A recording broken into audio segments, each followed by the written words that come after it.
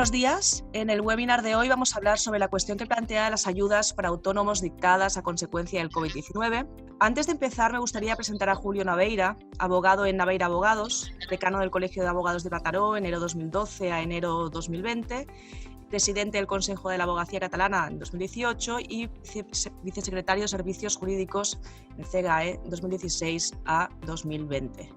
Muchas gracias, Julio, por tu participación y sin más dilación te doy paso para que puedas hacer tu presentación. Hola, buenos días, Ana, y buenos días a todas y a todos. Antes de nada, agradecer a VLEX en general y a Marta Prius y a Ana aquí en particular que me permita compartir con todas y todos vosotros un tiempo para reflexión o para reflexionar sobre las diferentes medidas que desde el Gobierno y las comunidades autónomas dentro de sus respectivos ámbitos y competencias se están dictando para intentar paliar, dentro de lo posible, las graves consecuencias sanitarias, económicas y sociales que todos estamos sufriendo como consecuencia del COVID-19, declarada como pandemia internacional por la Organización Mundial de la Salud el pasado día 11 de marzo del presente año. El día 6 de abril publiqué en VLEX un artículo en el que analizaba cuáles habían sido las medidas dictadas por el Gobierno entre el día 10 de marzo y el día 4 de abril para ayudar a los autónomos a consecuencia del COVID-19, haciendo una especial referencia al sistema especial de empleados del hogar de régimen general de la Seguridad Social. Es importante reseñar que el Gobierno, antes de que se decretara la situación provocada por el COVID-19 como pandemia internacional, ya había dictado medidas de apoyo en el ámbito económico y sanitario como consecuencia de dicha pandemia, y ello mediante el Real Decreto Ley 6 de 2020 del 10 de marzo. Ese artículo lo empezaba diciendo que las medidas dictadas por el Gobierno, con independencia de compartir o no su contenido, provocaban una gran inseguridad jurídica tanto para la ciudadanía como para los profesionales del derecho, que debemos interpretarlas y ejecutarlas habida cuenta, entre otros motivos, de su precipitación. Precipitación que comporta la realización posterior y continuada de diferentes rectificaciones y o aclaraciones que no hacen más que dificultar su aplicación. Y lo acababa diciendo que no sabía si las medidas analizadas en el mismo tendrían o no vigencia al día siguiente de su publicación. Y hoy, 11 días después de la publicación del artículo, veremos cómo, lamentablemente, la práctica totalidad de las medidas analizadas en el mismo han sido modificadas. Lo que me lleva, en primer lugar, a realizar tres consideraciones previas. Consideraciones previas que son de aplicación tanto a las medidas dirigidas a ayudar a los autónomos, que posteriormente analizaremos, como al resto de medidas dictadas para otros ámbitos. La primera es que las medidas dictadas son, en su mayor parte, tardías, incompletas y precipitadas, provocando con ello una grave inseguridad jurídica en la ciudadanía.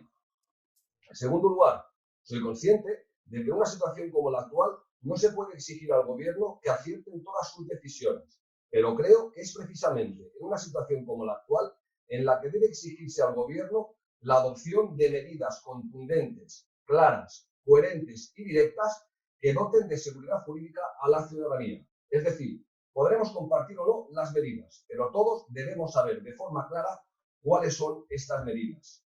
Desgraciadamente, y en tercer lugar, vemos que se está produciendo todo lo contrario, sin que pueda servir de excusa en ningún caso que el estado de alarma se decretara el día 14 de marzo del 2020, por cuanto el Gobierno conocía lo que nos venía encima, tal y como lo acredita el hecho de que en fechas 10 y 12 de marzo ya hubiera dictado dos reales decretos leyes, concretamente los números 6 y 7 del 2020, con medidas encaminadas a dar soluciones a la problemática económica, social y sanitaria que iba a originarse por el COVID. Tal y como he dicho antes, las medidas dictadas provocan una gran inseguridad jurídica en la ciudadanía, con las nefastas consecuencias que ello tiene en el presente y, desgraciadamente, también tendrá en el futuro. Inseguridad jurídica que viene provocada por, entre otros, los 5 motivos siguientes. En primer lugar, desconocemos a ciencia cierta la vigencia de las medidas acordadas. Y ello por cuanto los diferentes reales decreto ley que se van dictando no fijan de forma clara cuál es la vigencia de las medidas que acuerdan, sino que fijan esa vigencia en base a 3 posibilidades. Hay medidas que están sujetas a la finalización del estado de alarma, actualmente el día 26 de abril del 2020, como son, por ejemplo, la suspensión de los términos y plazos procesales y los efectos del ERTE de fuerza mayor. Hay otras medidas que están sujetas al transcurso del plazo de un mes desde la finalización del estado de alarma. Sería el día 26 de mayo del 2020 a fecha de hoy, como son, por ejemplo, las medidas fijadas en materia de contratación pública en el Real Decreto Ley 8 del 2020 de 17 de marzo. También, en tercer lugar, hay otras medidas que están sujetas o bien a una fecha determinada o incluso indeterminada, como son, por ejemplo, la suspensión de los plazos de las liquidaciones tributarias correspondientes al primer trimestre del año 2020, que actualmente se han pospuesto hasta el día 20 de mayo del 2020, sin perjuicio, tal y como veremos posteriormente, que las que se tengan que domiciliar se tengan que hacer el día 15 de mayo de 2020, o hasta el retorno a la normalidad de la situación actual, como es el caso de todas las medidas de flexibilización en el Servicio de Empleo Público Estatal o SEP. Y para saber la vigencia de la medida que queremos aplicar, tenemos que analizar dicha medida de forma individualizada, a través de la totalidad de las resoluciones dictadas, con la dificultad que ello comporta, habida cuenta las modificaciones que van habiendo con posterioridad a las previamente dictadas. Y si lo anterior no supusiera suficiente dificultad, vemos que el Gobierno se habilita en cada uno de los reales decretos leyes que dicta, a través de las correspondientes disposiciones finales, para poder modificar las medidas acordadas cuando lo considere oportuno. En resumen, podemos afirmar que, desgraciadamente, no sabemos si lo que hoy vale, valdrá mañana. En segundo lugar, está la falta de sistematización en los reales decretos ley que recogen las medidas que se dictan, y en especial las modificaciones de lo ya fijado. La técnica legislativa reciente en nuestro país es realmente mala y perjudicial para la ciudadanía. Y no solo porque se modifiquen constantemente las normas, sino porque estas modificaciones se hacen a escondidas para dificultar el conocimiento de las mismas, tanto para la ciudadanía como para los profesionales del derecho. Y pese a que los abogados y abogadas estemos ya acostumbrados a esta situación o a esa técnica legislativa, entiendo que la ciudadanía se merece que esto cambie, y nosotros así lo debemos reclamar, máxime en una situación actual que sin duda alguna lo merece. Ejemplo claro de esta regulación a escondidas la tenemos en el Real Decreto Ley 13 del 2020 de 7 de abril. Es un Real Decreto que se dicta para la adopción de medidas en materia de empleo agrícola y en la que el Gobierno aprovecha, entre otras, para modificar las siguientes medidas.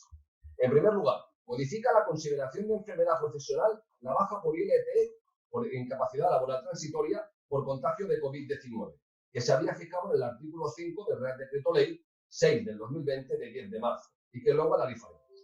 Modifica también la prestación extraordinaria por cese de actividad para los autónomos, fijada en el artículo 17 del Real Decreto Ley 8 del 2020 de 17 de marzo, que ya había sido modificada posteriormente por el Real Decreto Ley 11 del 2020 de 31 de marzo.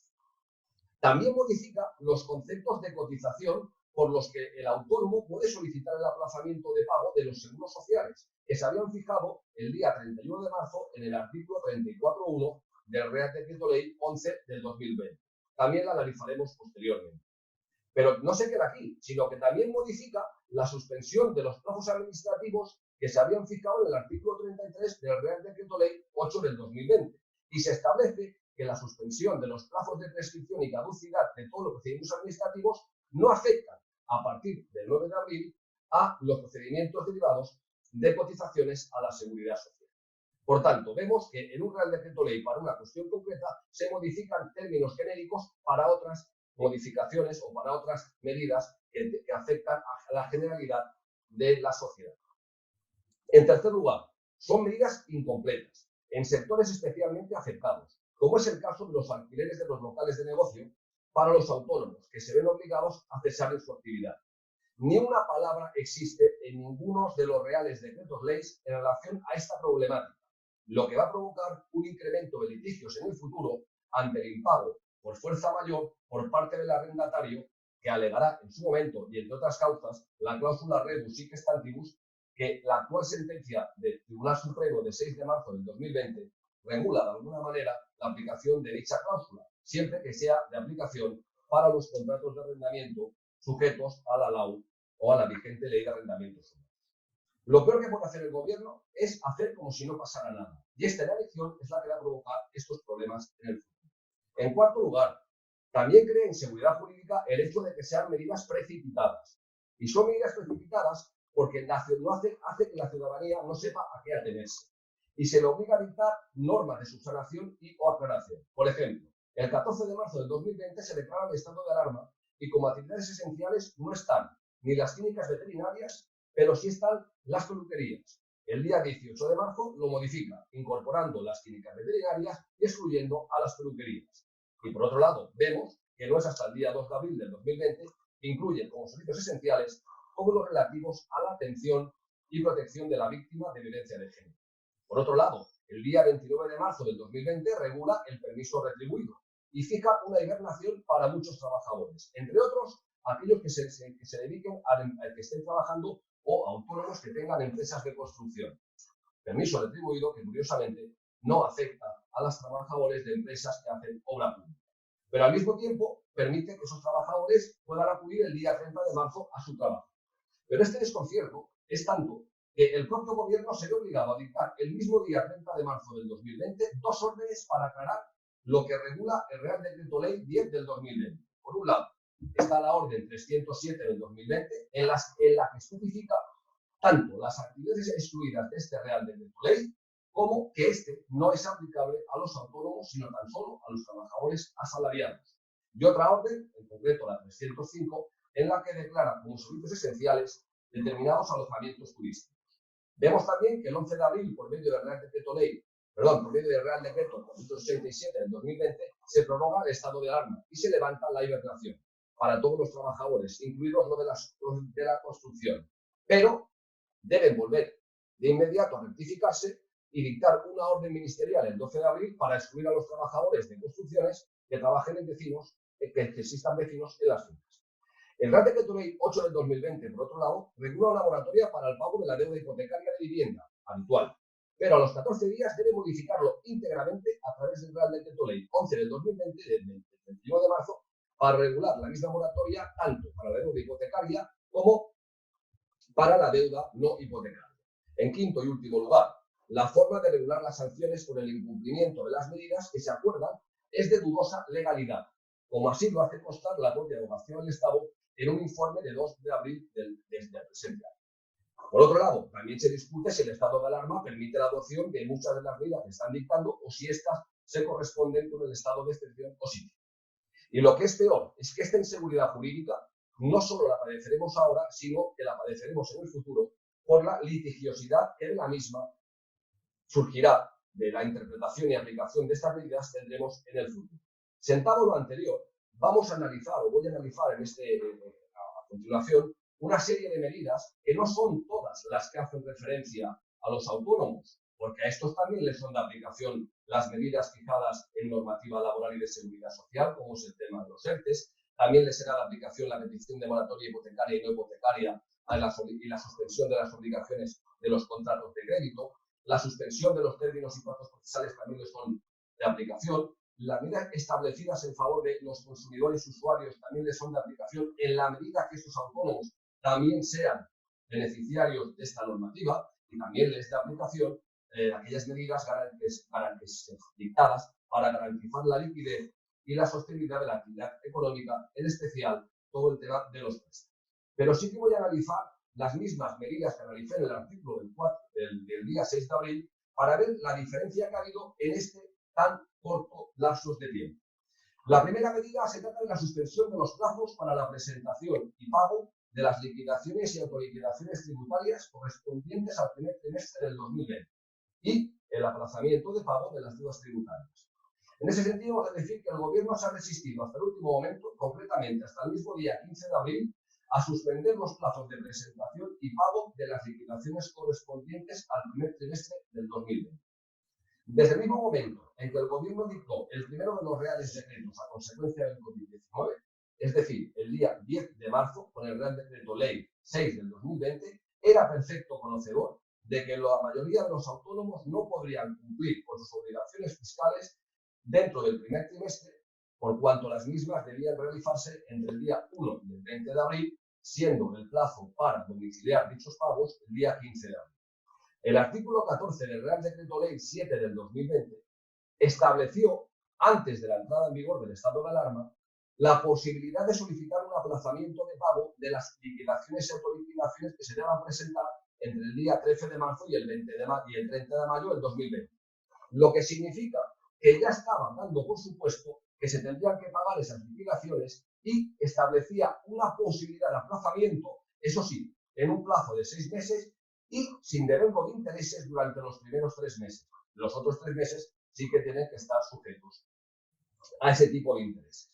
Posteriormente, cuando se dicta el Real Decreto 463 que establece el estado de alarma, parece ser que de la suspensión genérica de los plazos administrativos podría parecer que esas liquidaciones también quedarían suspendidas. Pero vemos que no, porque a los 4 días, el día 18 de marzo, el Gobierno dicta un Real Decreto 465 para modificar el que había dictado, para dejar de forma clara y específica que las autoliquidaciones no quedaban suspendidas del plazo administrativo. Y dice literalmente que los plazos tributarios sujetos a normativa especial y en particular a los plazos para la presentación de declaraciones y autoliquidaciones tributarias quedan excluidos de esa suspensión.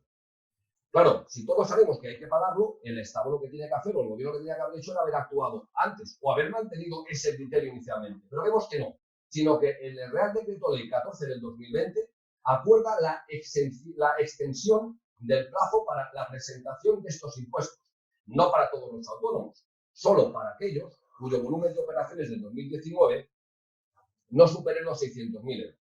Y lo hace para el día 20 de mayo del 2020, es decir, pospone un mes, y el día 15 de mayo para los que sean a domiciliar. Este Real Decreto viene tarde y mal. Tarde, porque lo hace pensando, creyendo de cara a la galería, porque muchos de los autónomos ya han cumplido con esa obligación trimestral y muchos ya han solicitado ese aplazamiento que tenían previsto. Pero además lo hacen tarde, mal. ¿Por qué lo hacen mal? Porque, hombre, si del día 1 al 20 de abril los autónomos no pueden pagar los impuestos generados de enero a marzo del 2020 porque tienen visto su negocio cerrado desde el 14 de marzo, ¿cómo espera el Gobierno que teniendo su negocio cerrado todo el mes de abril puedan cumplir con esa obligación en el mes de mayo? Por tanto, entiendo que es una medida ineficaz y reitero que es de cara a la galería, porque al final veremos cómo o bien nos sacan de la manga otro Real Decreto antes del 15 de mayo o veremos cómo los autónomos deberemos solicitar el aplazamiento que ya nos daba y ya nos requería el artículo 14 del Decreto Ley 7 del 2000. La segunda medida realizada es la moratoria para el pago de cotizaciones a la Seguridad Social y aplazamiento del pago de deudas a la Seguridad Social. Son dos situaciones totalmente distintas en las que los autónomos tenemos que diferenciar 3 posibilidades. Hay, en primer lugar, aquellos autónomos que se han visto obligados a suspender totalmente su actividad por causa de fuerza mayor a consecuencia del COVID-19. Estos no tendrán que pagar cotizaciones a la Seguridad Social con la limitación del 75% para las empresas de 50 trabajadores o más, con efectos desde el 14 de marzo, siempre que hayan aplicado el ERTE de los artículos 22 y 24 del Real Decreto Ley 8 del 2000. También nos encontraremos con autónomos que se han visto obligados a suspender parcialmente su actividad por causa de fuerza mayor. A estos les será de aplicación esta reducción de contratos de trabajo o esta suspensión parcial de su actividad. Pero luego, el resto de los autónomos que no han podido solicitar ninguna de estas 2 medidas excepcionales se verán obligados a cumplir con los pagos de las cotizaciones a la Seguridad Social. Y decimos que se verán obligados a cumplir porque el mismo Real Decreto 465, que establece que las liquidaciones tributarias están excluidas de la suspensión de plazos administrativos, también se encarga de dejar muy claro que los procedimientos administrativos en los ámbitos de afiliación, liquidación y cotización a la Seguridad Social también están excluidos. Ahora bien, ¿qué es lo que se puede hacer? Solicitar una moratoria. Una moratoria que establece el artículo 34 del Real Decreto Ley 11 del 2020. Y en esta moratoria, lo que se establece es un plazo de 6 meses sin que se devengue ningún tipo de interés. Esta solicitud debe hacerse o debe presentarse de forma telemática dentro de los primeros 10 días naturales de cada uno de los meses de vencimiento, Aquí hemos de decir que lo que establece es la moratoria para cotizaciones que se devenguen entre los meses de mayo y julio del 2020. Como los seguros sociales se pagan a mes vencido, estamos diciendo que se podrá pedir la moratoria para las cotizaciones a pagar en el mes de junio y en el mes de agosto del 2020, que son las que harán referencia a los meses de mayo y julio del mismo. Una vez solicitada esta moratoria, la Administración tiene un plazo de 3 meses para concederla y una vez concedida se podrá aplicar en la forma que se haya hecho. Ahora bien, esta moratoria, que tuvo entrada en vigor el día 2 de abril, ha sufrido una importante modificación con fecha 9 de abril del presente año, a través del Real Decreto Ley 13 del 2020. Y realiza un importante cambio en el artículo 34, porque si bien mantiene la moratoria y los plazos, se modifica el importe a aplazar en perjuicio de los autónomos. Vemos que se sigue cargando en los autónomos gran parte o la totalidad de la carga de la crisis económica que supone la crisis del COVID-19. ¿Por qué? Porque el artículo 34.1 en la versión del 2 de abril permitía el aplazamiento de la totalidad de las cotizaciones de la Seguridad Social, es decir, tanto la cuota obrera, que representa un 6,35%, como la cuota empresarial, que representa un 31,40%, es decir, un total de un 37,75%. Pero a partir del 9 de abril, la versión del artículo 34.1, que es la vigente en la actualidad, solo permite aplazar la cuota empresarial, no la cuota obrera. Es decir, vemos que el autónomo sale perjudicado, ya que a pesar de vivir esta moratoria, tendrá que pagar un 6,35% de los seguros sociales, que es el importe que se corresponde con la cuota obrera y que ha excluido este Real Decreto Ley 13 del 2020. Otra medida de ayuda para los autónomos es la posibilidad de solicitar el aplazamiento del pago de las deudas ya generadas. Aquí no estamos hablando de cotizaciones vencidas, sino de deudas que se tenían que pagar a la Seguridad Social dentro de la vigencia del estado de alarma. Y en concreto, todas aquellas que se devenguen de mayo del 2020 hasta el mes de julio del 2020. Todo autónomo que no tenga otro aplazamiento en vigor, fundamental, no puede sostener un aplazamiento en vigor anterior a la petición de este aplazamiento, podrá solicitar el aplazamiento con un tipo de interés del 0,5%, que aquí realmente hay una verdadera ventaja, porque el tipo de interés legalmente establecido es el 3,75%, por tanto, hay una reducción importante. Esta modificación también exigía que se cumplieran con los requisitos legales. Y uno de los requisitos legales es saber el importe máximo a aplazar sin necesidad de prestar aval o garantía. De aquí la resolución de 6 de abril del 2020 sí que establece una mejora para los autónomos. Por cuanto, antes de esta modificación, cuando un autónomo quería solicitar el aplazamiento del pago de la deuda a la Seguridad Social, sin aportar ningún tipo de aval o garantía, el importe a aplazar tenía que ser o bien de 30.000 euros, o si superaba los 30.000 euros y no excedía de los 90.000 euros, tenía que pagar una tercera parte de ese importe dentro de los 10 días siguientes a la concesión y el resto en 2 años. Esta modificación de la resolución del 6 de abril, que modifica una resolución de la Seguridad Social del 16 de julio del 2004, establece un mayor umbral para la cuantificación de la deuda. Y a fecha de hoy, todos aquellos autónomos que su deuda no exceda de 150.000 euros podrán solicitar el aplazamiento de pago de esa deuda sin necesidad de presentar aval. Y si la deuda excede de los 150.000 y no supera los 250.000 euros, podrán solicitar el mismo aplazamiento siempre y cuando paguen una tercera parte en los 10 días siguientes y el resto en 2 años.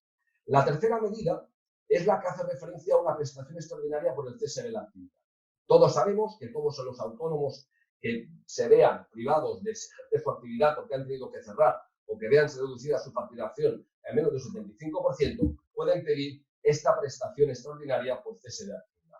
Prestación extraordinaria que inicialmente solamente incluía a los trabajadores del RETA, régimen especial de trabajadores autónomos, así como al régimen especial de trabajadores del mar. Bien, a partir del 9 de abril, por el Real Decreto 13 del 2020, se incorporan también los autónomos agrarios. La solicitud deben hacerla directamente a la entidad gestora o a la mutua con la que tienen concertada su actividad y tienen de plazo para pedir esta ayuda hasta el último día del mes siguiente al que acabe la vigencia del estado de alarma. A fecha de hoy tendríamos hasta el día 31 de mayo del 2020. A la solicitud deben acompañar, además de la declaración jurada, los documentos que acrediten que han cerrado el negocio o que tienen esas pérdidas económicas del 75%, y a partir de ese momento les será concedida esta ayuda. También es importante reseñar que inicialmente esta ayuda, que es equivalente a un 70% de la base reguladora de su cotización, era incompatible con cualquier otra prestación de la Seguridad Social, pero a partir del Real Decreto 13, Ley 13 del 2020, sí que es compatible con cualquier otra prestación de la Seguridad Social, a excepción de los trabajadores del mar, que no podrán compatibilizarla con la indemnización que puedan tener por paralización de flota. Decir también que esta medida, también en mismas condiciones y régimen, es de aplicación a los trabajadores socios de las cooperativas de trabajo asociadas. La cuarta medida hace referencia al bono social para consumidores vulnerables de su vivienda habitual. Es importante reseñar que, en virtud del artículo 28 del Real Decreto Ley 11 del 2020, todos los autónomos que puedan considerarse como asimilados a los consumidores de especial vulneración podrán solicitar no solo este bono social, sino también, tendrán que acreditar, obviamente, en un plazo máximo de 5 días, la documentación que se les requiera, tendrán derecho a esa ayuda del bono social. Una quinta medida hace referencia a la prohibición de suspender el suministro de energía eléctrica y de productos derivados del petróleo, gas natural y agua. Esta medida viene establecida en el artículo 29 del Real Decreto Ley 11 del 2020 y establece la prohibición de suspensión del suministro de energía eléctrica y de productos derivados del petróleo. Junto a esta medida, también existen otras complementarias que también conceden ayudas a los autónomos de forma especial, como son las contenidas en los artículos 42, 43 y 44 del Real Decreto Ley 11 del 2020, del 31 de marzo, que establecen unas medidas de flexibilización para los autónomos en cualquier régimen de seguridad social o asimilados en los contratos de suministros de electricidad y de gas natural, de forma que bien podrán pedir la suspensión del suministro, algo lógico, si se ven obligados a cerrar, sin necesidad de darse de baja ni de pagar nada. Y luego podrán solicitar la reactivación del servicio, también sin coste, dentro del plazo máximo de los 3 meses siguientes al cese del estado de alarma. Y también podrán suspender por igual plazo el pago de las facturas que se devenguen mientras dure el estado de alarma. Otra medida que se regula es la posibilidad de disposición de los planes de pensiones. Así, en la disposición adicional 20 del Real Decreto Ley 11 del 2020, establece la posibilidad de que todos aquellos autónomos que se hayan visto obligados a suspender o cesar su actividad, al igual que también podrán hacer los trabajadores asalariados que se hayan visto afectados por un ERTE, podrán solicitar el reembolso de una parte de los derechos consolidados en sus planes de pensiones.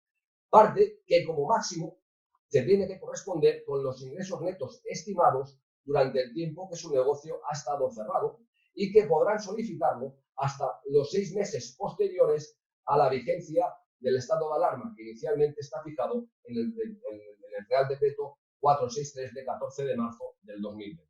Este reembolso deberá ser realizado por las entidades aseguradoras dentro del plazo de los 7 días hábiles siguientes.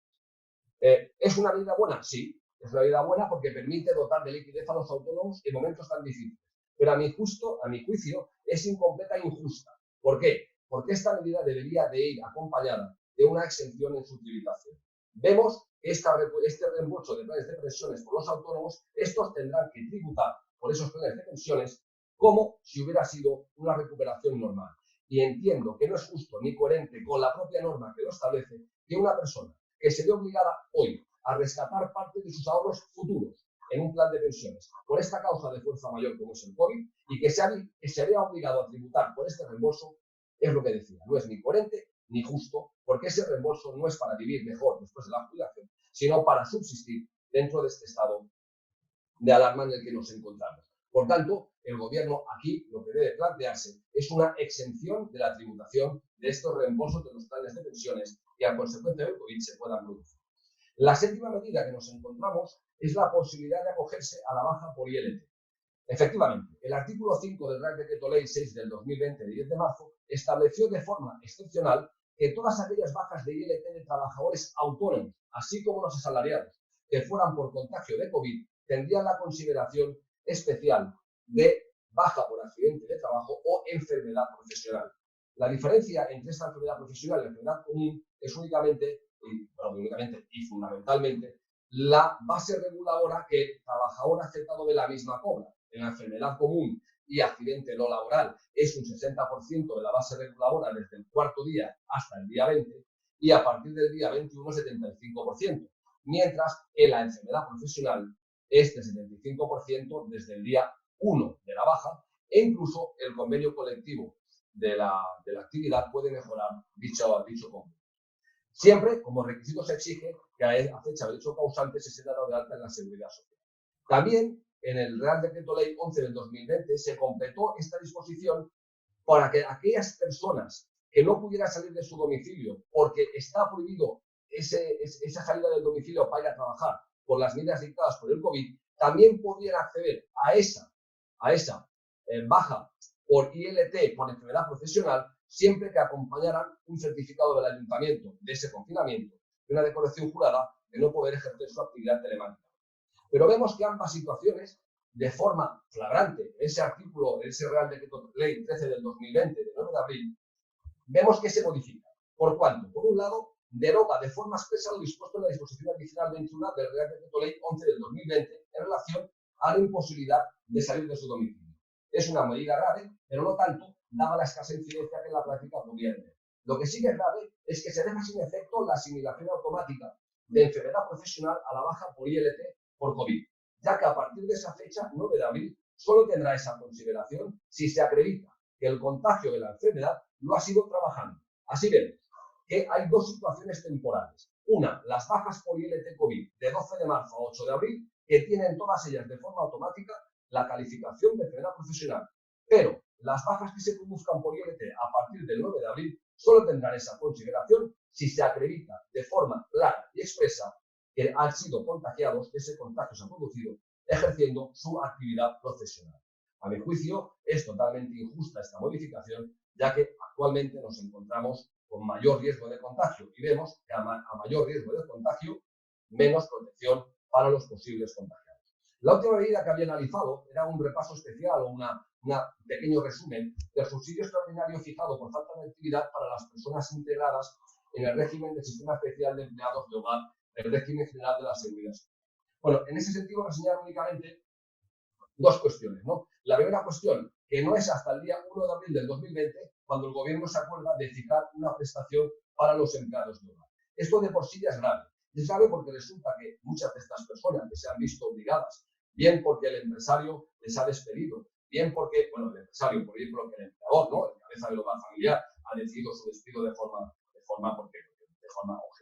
objetiva, improcedente, califiquen ustedes como quieran, pero ha extinguido la relación laboral, bien porque le ha comunicado la extinción de la relación laboral y el desistimiento a continuar con ello, se encuentra sin ningún tipo de ayuda. Pero sí que en el Real Decreto Ley 11 de 2020 se establece que, bueno, una cuantía del 70% les corresponde desde la fecha del hecho causante.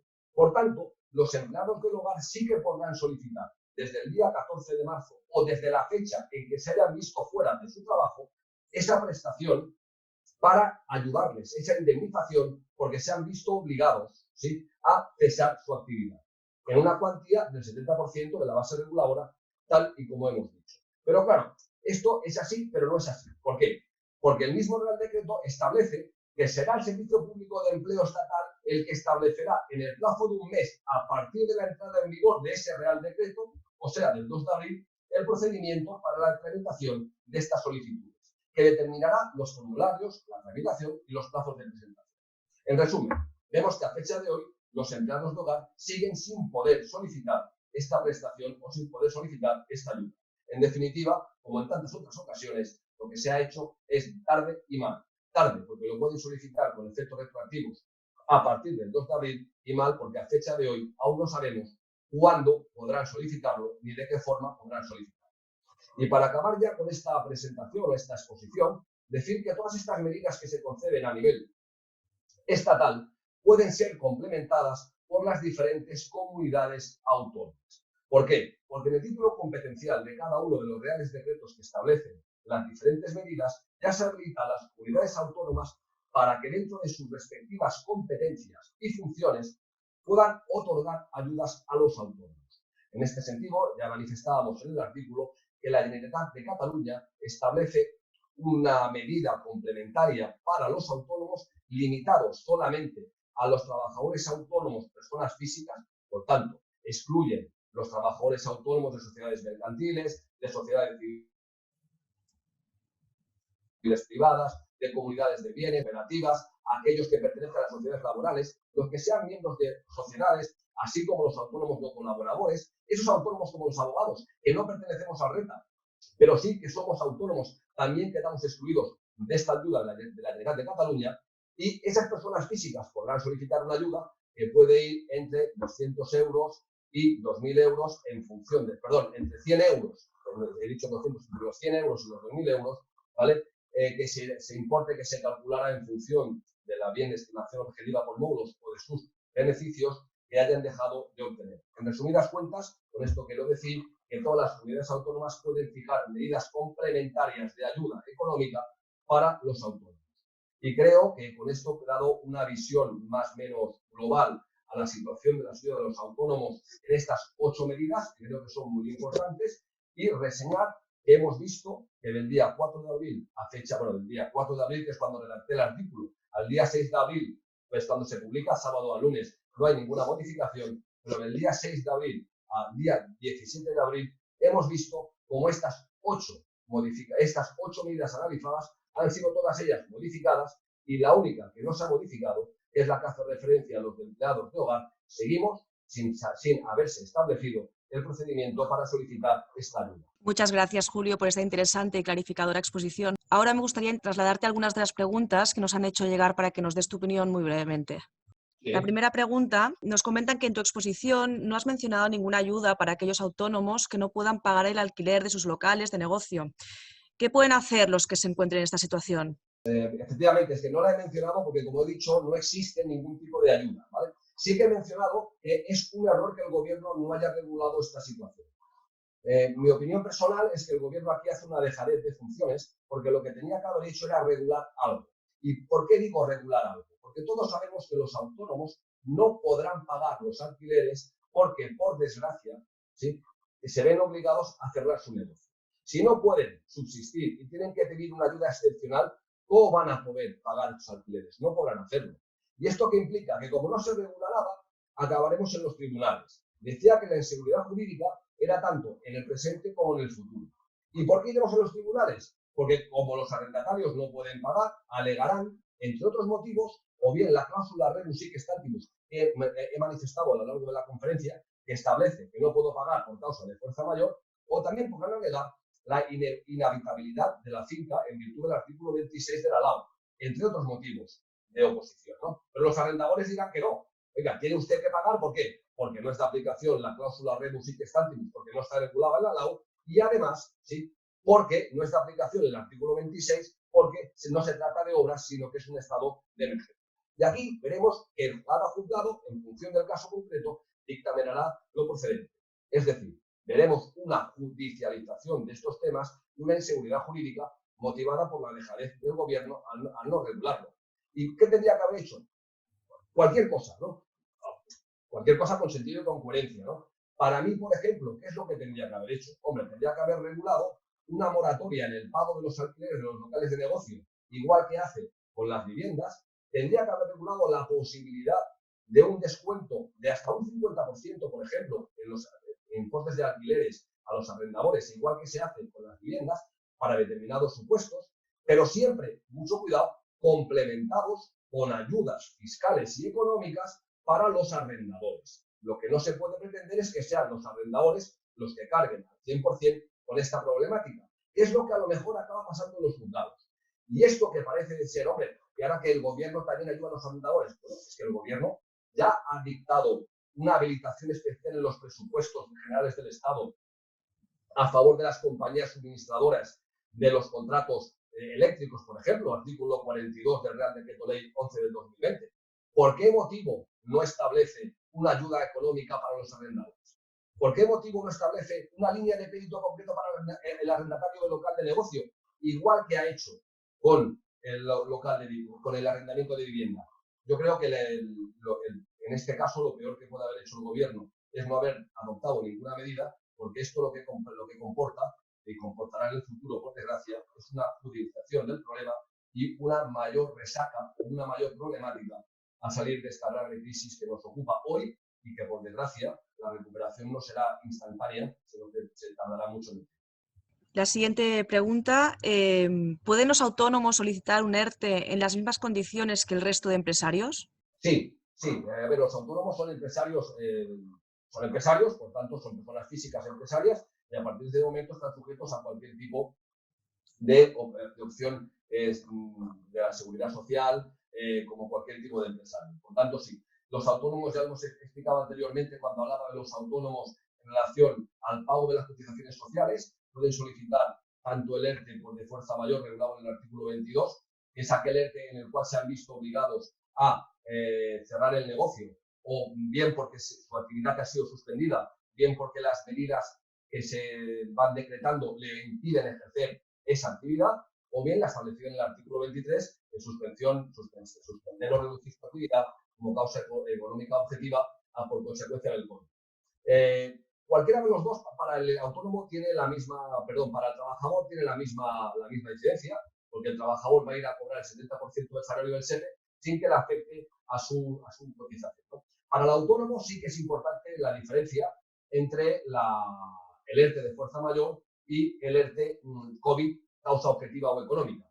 ¿Por qué? Porque si es un ERTE por fuerza mayor, no paga la seguridad social de los trabajadores, ni la cuota obrera ni la cuota patronal, siempre que tenga menos de 50 trabajadores. Si tiene 50 o más trabajadores, tendría que pagar el 25% de la seguridad social. Supuesto que en los autónomos no tiene que darse de forma general. Por tanto, la mayor parte de los autónomos tienen entre 5 o 10 trabajadores. Lo que sí que es importante es que decir también en el ERTE que se establece de forma importante, porque es bajo sanción de penalización, de devolución de todas las ayudas obtenidas y sus correspondientes recargos, que una vez se levante el estado de fuerza mayor, deben reactivarse de forma inmediata los contratos con una vigencia mínima de 6 meses después de la finalización de este estado de alarma. Yo creo que esto es un error fundamental y que tendrá que ser rectificado por el gobierno. ¿Por qué? Porque es imposible que una vez se levante el estado de alarma, de forma automática, los empresarios puedan, en este caso los autónomos, puedan retomar de forma inmediata la actividad normal de su negocio, reincorporando a todos sus trabajadores de forma inmediata. ¿Qué es lo que establece ahora? Porque los efectos del ERTE finalizan a fecha de hoy, el 26 de abril. Lo que implica que, según la regulación actual, un autónomo que tenga un bar con 3 trabajadores que lo tiene cerrado y que veremos si lo puede abrir o no lo puede abrir de forma general, porque veremos estas medidas de reincorporación a la sociedad, a la vida social, se harán de forma progresiva, se verá obligado a reactivar el 100% de esos contratos suspendidos. Entendemos que esto es un error, una falta de coherencia a la propia norma y que debería fijarse que esa progresividad de la reincorporación de los trabajadores sea progresiva a la forma de reincorporación de la sociedad sin que sea de forma inmediata al día siguiente de la finalización del estado de alarma. La siguiente cuestión que plantean es si alcanzan las ayudas a todos los autónomos o solo a aquellos que están dados de alta en el RETA. Esto es una pregunta que es muy interesante porque los abogados, mucha gente se piensa que los autónomos estamos todos en el RETA y eso no es así. Voy a responder a la pregunta hablando de los abogados y abogadas que nos encontramos dados de alta en la mutualidad. Para poder ejercer la actividad tienes que estar dado de alta en el régimen especial de seguridad social, el RETA, o en un sistema alternativo a ese régimen, como es el tema de la mutualidad de la abogacía española o de Alter Mutua. Cualquiera de los dos sistemas es válido como alternativo al RETA. Claro, los abogados nos encontramos que tenemos los mismos derechos que los abogados como autónomos de mutualidad. Tenemos los mismos derechos que los abogados del sistema RETA o los restos de autónomos de RETA. Hombre, podemos decir que sí y que no. Sí, hombre, todos los autónomos, incluidos los abogados, tenemos las mismas ventajas en relación a las obligaciones tributarias. Por tanto, todos los abogados hemos visto o vemos cómo podemos suspender el pago de las obligaciones fiscales de IRPF y de IVA, que teníamos que pagar del 1 al 20 de abril hasta el 1 al 20 de mayo. También tenemos derecho a las mismas ventajas para los aplazamientos de pago de deuda tributaria. También hemos visto que podemos realizar los mismos instrumentos laborales con los trabajadores, como es el ERTE. También podemos solicitar en relación a la seguridad social con terceros trabajadores las moratorias de cotizaciones y el aplazamiento del pago de esas deudas. Lo que no tenemos derecho son aquellas ventajas o ayudas que vienen propias de la cotización a la seguridad social, como es el caso de la prestación por cese de actividad recogida en el artículo 17 del Real Decreto Ley 8 del 2020. Ello puede considerarse injusto, por cuanto no deja de ser normal, ¿sí?, que estas ayudas que vienen directamente de la seguridad social, se dediquen a los trabajadores de la seguridad social. Pero sí que es verdad que si no cotizas a la seguridad social, mal puedes cobrar de la seguridad social, pero los abogados tenemos que exigir a través de la abogacía institucional al gobierno que nos den esas ayudas con cargo a otras partidas presupuestarias y exigir a nuestras mutuas ayudas similares a las que el gobierno da para sus asegurados en el sistema del RETA. Es decir, es una situación injusta para los abogados y para las abogadas y que la abogacía institucional debe solucionar esta grave injusticia de forma urgente que estamos padeciendo muchos de nosotros. Decir en este caso también que la ayuda que las comunidades autónomas prestan a los autónomos, para mí el tratamiento tiene que ser distinto, porque estas ayudas tienen que ser iguales para todos los autónomos, seamos o no seamos del RETA. Por ejemplo, he dicho antes que en Cataluña las ayudas que se han fijado solamente se afectan al RETA, persona física, seguridad social. Igual sucede en Valencia. Por tanto, yo, como abogado autónomo en Cataluña, no tengo derecho a solicitar a Cataluña esta ayuda. Ahora bien, Andalucía y Madrid me consta que están dictando ayudas para todos los autónomos sin excepción, sean abogados o no sean abogados. Yo creo que esto es lo que debería hacerse en todas las comunidades autónomas, porque son con cargo a partidas diferentes a la seguridad social, y aquí la abogacía institucional también debe reclamar esa igualdad de trato autonómico para todos los autónomos, estemos en el RETA o no. Bueno, para finalizar, ¿cómo valorarías las ayudas concedidas a los autónomos a consecuencia del COVID-19? Hombre, yo creo que después de todo lo que he explicado, yo como a modo de conclusión final, pues me quedaría un poquitín con lo que he dicho al principio, ¿no? Es decir, que son medidas adoptadas de forma tardía, que son medidas incompletas, que son precipitadas y que en su mayor parte son desacertadas. Y son desacertadas no por en cuanto al fondo de la medida, que puedes estar de acuerdo o no, puedes discutirlo. Yo aquí he dicho algunas cosas que no estoy de acuerdo, otras con las cuales sí que estoy de acuerdo, pero con lo que no puedo estar de acuerdo en ningún caso es con la inseguridad jurídica que están provocando estas medidas tanto para la ciudadanía como para las profesionales del derecho. Y esa inseguridad jurídica, sobre todo, provocará perjuicios actualmente porque va a cometer situaciones injustas para muchas personas y en el futuro, porque veremos que esa inseguridad jurídica no hará más que provocar temas judiciales, es decir, judicialización de los temas, y eso comportará, en resumidas cuentas, una mayor dificultad en salir en el futuro de la crisis a la que nos hemos visto todos abocados a consecuencia del COVID. Muchas gracias, Julio, por tu tiempo y colaboración. Hasta pronto. Gracias a vosotros y espero que sea de utilidad. Un abrazo a todos.